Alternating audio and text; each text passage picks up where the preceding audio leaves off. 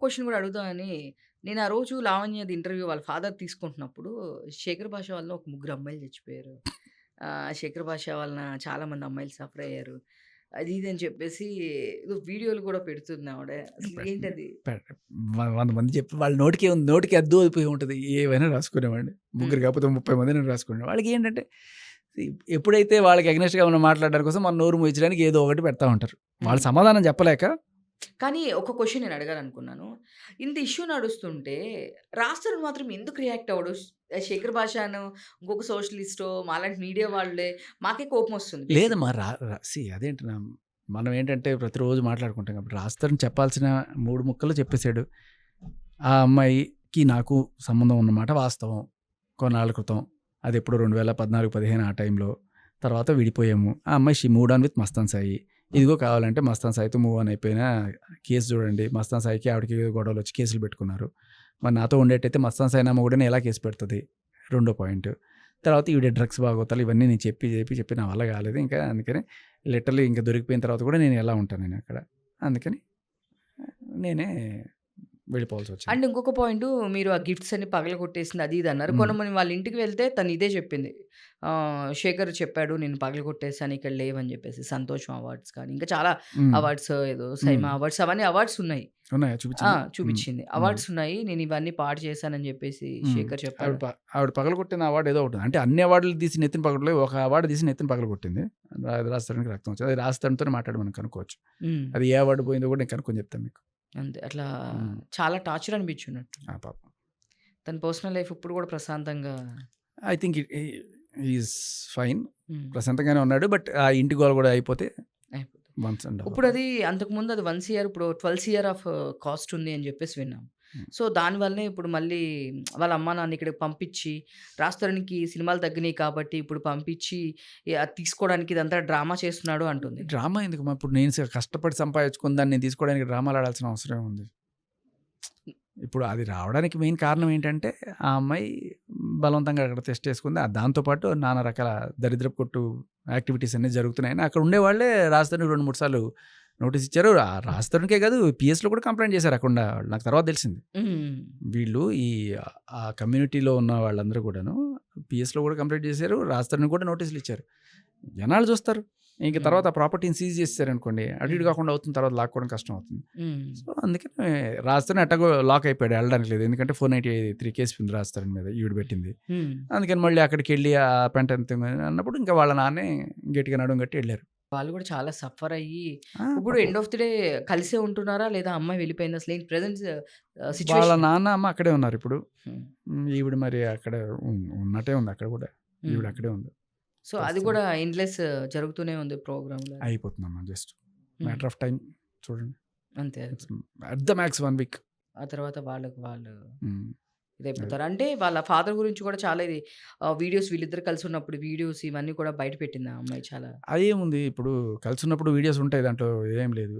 అది కూడా యాక్చువల్‌గా ఆ వీడియో ఏదైతే బయట పెట్టిందో అది గృహప్రవేశానికి, హ్మ్. ఈ ఇంటి గృహప్రవేశానికో లేకపోతే అంతకుముందు వేరే ఇంటి గృహప్రవేశానికి అందరిని పిలిచినప్పుడు ఈవిడ అప్పట్లో వీళ్ళు రిలేషన్‌లో ఉన్నారు. హ్మ్. 2014, 15 అది.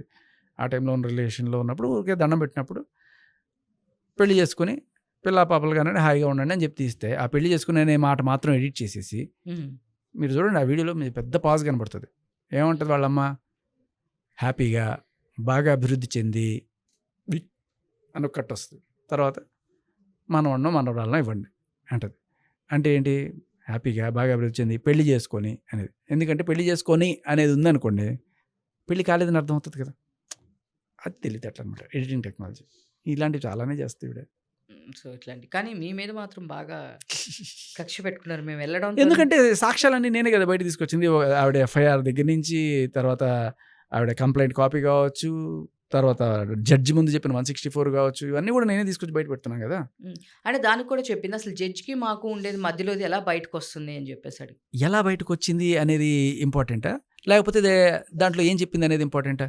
అంటే అది కోర్ట్‌లో ఉండేదాన్ని బయటికెలా అలౌ చేస్తారు? ఎట్లా ఉంటుంది అని జెప్పేసి జడ్జికి మాకు ఉండే ఇష్యూస్ అవి. మేము అది ఇంకా జడ్జికి ఆవిడకి ఇష్యూస్ ఏంటండి? అదే ఆ జడ్జికి జడ్జి గారు తినికి ఉన్న అది జడ్జి నడుస్తున్నది గారి కేసు. ముందు ప్రమాణం చేసి నువ్వు చెప్పిన మాట వాస్తవం. హ్మ్. ఇప్పుడు ఆ జడ్జికి 100 కేసులుంటాయి. ఈ కేసు అయిపోయిన తర్వాత 100 కేసులు అట్లా హ్మ్. మూవ్ ఆన్ హ్మ్. అయిపోతాడు. ఈవిడ బయటకొచ్చి చేస్తుందా ఆ జడ్జికి తెలీదు. ఇప్పుడు ఈవిడ బయటకొచ్చి ఎన్ని అబద్ధాలు చెప్పి ఇప్పుడు అతని మీద ఎట్లయితే కేసు పెట్టిందో మస్తాన్ సాయి మీద, అదే టైప్‌లో రాజ్ సార్ మీద కేసు పెట్టిందనే విషయం ఆ జడ్జికి నాలెడ్జ్ ఉంటదా? హ్మ్. ఉండదు. ఆయన మానాన ఆయన వేరే కేసులు చూసుకుంటూ పోతుంటాడు. హ్మ్. బట్ ఈవిడ ఇలా అబద్ధాలు చెప్తుందనే విషయం జడ్జి దాకా తీసుకెళ్ళేది ఎవరు? ఇవాళ ఈ ఈ సాక్ష్యం ఏదైతే జడ్జి గారి ముందు చెప్పిందో ప్రమాణం చేసి, హ్మ్. ఏది నేను మస్తాన్ సాయిని మనస్ఫూర్తిగా యాక్సెప్ట్ చేశాను. 2024 జూలై 7వ తేదీన జడ్జి గారి ముందు ప్రామిస్ చేసి చెప్పింది. అప్పుడేముంటది ఫస్ట్ ఎఫ్ఐఆర్ వచ్చినప్పుడు, ఎఫ్ఐఆర్ అనేది ఎట్లా అవుతది? ఎఫ్ఐఆర్ అనేది ఫస్ట్ ఇన్ఫర్మేషన్ రిపోర్ట్ అది వేరే వాళ్ళు ఎవరో రాసిస్తే నేను సంతకం పెట్టాను. అది ఇది అని చెప్పి చెప్పుకొచ్చింది. మరి సరే వేరే వాళ్ళు ఇప్పుడు జడ్జి ముందు నువ్వు ప్రమాణపూర్వకంగా ఇది చేసి చెప్పావు కదా! ఇది అబద్ధం అయితే చెప్పలేవు కదా! ఇప్పుడు అవును. ఏదో ఒకటి చెప్పుకోవాలి దానికోసం. అది ఎలా బయటికి తీసుకొస్తారు? ఎలా బయటికి తీసుకొచ్చావు అనేది కాదు. అడగాల్సింది ఏంటంటే దాంట్లో ఉన్నది నిజమా? కాదా? నువ్వు జడ్జి గారికి అబద్ధం చెప్పావు. లేదు అక్కడ చెప్పింది నిజం. అంతే కదా! అక్కడ చెప్పింది నిజమైతే ఇది తప్పు. ఒకవేళ అబద్ధం చెప్తే జడ్జి గారికే అబద్ధం చెప్పావు అంటే మీడియా ముందు చెప్పావని నిజాలను ఎట్ట నమ్ముతాం? ఆఖరికి జడ్జి గారికే అబద్ధాలు చెప్తున్నావు నువ్వు. హ్మ్. నిన్నెట్టా నమ్ముతారు ఎవరన్నా? అది. మీరు మాత్రం మొదటి శత్రువులాగా ఉన్నారు ఆమెకి. ఆవిడ ఇయన్నీ బయట అదే అంటున్నా. ఇప్పుడు ఆవిడకి సంబంధించి ఎవరో డాక్టరేట్ కొనుక్కొచ్చుకుంది. ఏదో చేసి మనం బయట పెట్టామనుకోండి వాళ్ళకి మన శత్రువులు అవుతాం ఆటోమేటిక్‌గా. తర్వాత ఏదో రోజు మీ గురించి పట్టుకొస్తారు. ఉమా ఏం చేసింది? ఉమా అలా చేసింది, ఇలా చేసింది అంటే ఎట్లా ఉంటది? నువ్వు సమాధానం చెప్పలేక అవతల వాళ్ళు నోరు మూయించడానికి ఏదో రకంగా డబ్బులు ఇచ్చి నోరు మూయించడానికి ట్రై చేస్తారు. రికమెండేషన్ చేసి నోరు మూయించడానికి ట్రై చేస్తారు. ఇంకా ఏమీ దొరకకపోతే మీదేదో ఒకటి దొరుకుతది. మిమ్మల్ని పట్టుకొని ఏదో రకంగా నోరు మూయించడానికి ట్రై చేస్తారు. అంతే. అదే పని. ఇప్పుడు లేకపోతే శేఖర్ భాష పాత జీవితంలో ఎవరున్నారు? అప్పుడు హ్మ్. ఏమైంది? వాడి వల్ల ఎంతమంది చచ్చిపోయారు, అంతమంది చచ్చిపోయారు. ఏదో నోటికొచ్చిన వాళ్ళని చెప్పి ఏదో రకంగా నోరు మూయించడానికి ప్రయత్నం. బట్ నువ్వు సమాధానం చెప్పవే. హ్మ్. హ్మ్. ఇప్పుడు ఈ క్వెషన్ అడిగారనుకోండి, శేఖర్ భాష అలా చేశాడు. అరే ఫస్ట్ ఇది చెప్పు. నీ సమాధానం చెప్పు. జడ్జి గారి ముందు 161 ముందు ప్రమాణం చేసి చెప్పావా లేదా?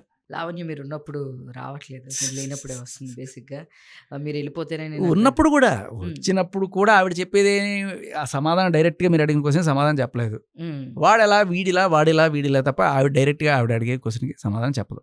అంతే. లేదు. ఇప్పటివరకు చెప్పలేదు. అంతే. ప్రీతి గురించి ఇష్యూ వచ్చింది. ఆ అమ్మాయి ఫోన్ లేదని పెద్ద ఇష్యూ చేసింది. అసలు ప్రీతి గురించి ఎందుకు మాట్లాడుతున్నారు మీరు అని పెద్ద ఇష్యూ నడిచింది. మొన్న హ్మ్. గూడా. హ్మ్. ప్రీతి అనే హ్మ్. అమ్మాయి ఎవరు అసలకి నాకు హర్యానా తెలుసు. ఇంకొకళ్ళు తెలుసు కానీ ప్రీతి అనేవాళ్ళు నాకెవరు తెలీదు. ప్రీతి అనేవాళ్ళు నాకెవరు తెలీదు.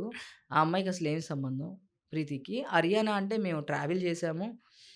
సో, రాజ్ గురించి మాట్లాడింది. దానిలో బేరం అలా ఆడింది.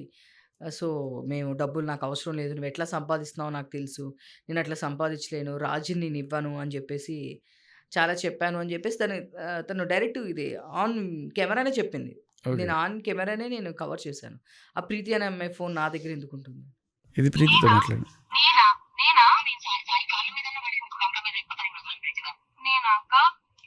ఎల్లప్పుడూ తింగరు ఆయనక.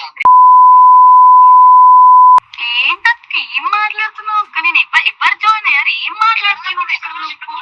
నేను గుంటూరు ఇప్పుడు 5 మినిట్స్ లో గుంటూరుకి రీచ్ అవుతాను. మా మమ్మీనా? ఏంటక్క? ఏంటిది? ఏం పిలుస్తావు మా మమ్మీ? బ్లాక్‌మెయిల్ చేస్తున్నావు. ప్రీతిని బ్లాక్‌మెయిల్ చేసిన కాల్ ఇది. ఓకే. ప్రీతి ఎవరో తెలీదా?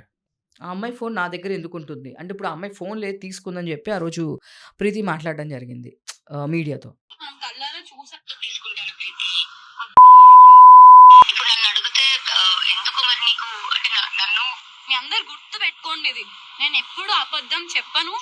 నన్ను ఒకవేళ ఐ డోంట్ నో వాళ్ళ ఒక నిమిషం వాళ్ళ వైఫ్ వీడియోస్ తీసుకున్నాను ప్రీతి నేను చెప్పు. నువ్వు ఫోన్ లో అయితే రికార్డ్ చేసావు కదా అక్క. ప్రీతి వాళ్ళ వైఫ్ వీడియో ఎందుకు తీసుకుంటాను ప్రీతి? మనం చూస్తున్నప్పుడు చూసాం. నాకు అక్క ఆ రోజు వాళ్ళ వైఫ్ వీడియో అయితే మనం కళ్ళారా చూసాము. నువ్వు నాకు చూపించావు కాదనట్లా. ఇప్పుడు ఉదయ్ ఇప్పుడు అందరికి కూడా నాతో ప్రాబ్లం ఏమైంది తెలుసా? నేను వద్దు అంటాను మళ్ళీ కావాలి అని వెళ్తున్నాను చూసావా? అక్కడే నెగిటివ్ అయ్యాను అందరికి ఒప్పుకుంటా కాదన్ను. ఎవ్రీబడి వన్ థింగ్ ఎక్కడ ఒకవేళ పెద్ద సీన్ అయినా ఏమైనా I just come and talk the truth what ever it is. అది ఒక్కటే మాట్లాడతా అని చెప్పా అంతే. ఏం చేశాను నేను? నువ్వు ఆ రోజు అటు వెళ్ళావమ్మా. ఓకే నేను ఆ రోజు టాబ్లెట్ తీసుకున్నాను అనుకో, నేను తెప్పించుకున్నాను అనుకో, 1 minute పని నీకు తెలియకుండా వెనకనే చేయలేనా? ఎప్పుడైనా సరే చాలా సింపుల్ గా నువ్వు కాదంటే ఇప్పుడు సో ఎప్పుడైనా సరే టాబ్లెట్ నీకు వెనక నుంచి వేయలేనా? సో ఆవిడకి ఆ టెక్నాలజీ తెలుసు ఎలా వెనక నుంచి టాబ్లెట్ వేయగలదు. సో ఈవిడికి ఇంత కనెక్షన్ ఉంది. ఇంకా బోల్డ్ ఉన్నాయి చేట భారతం.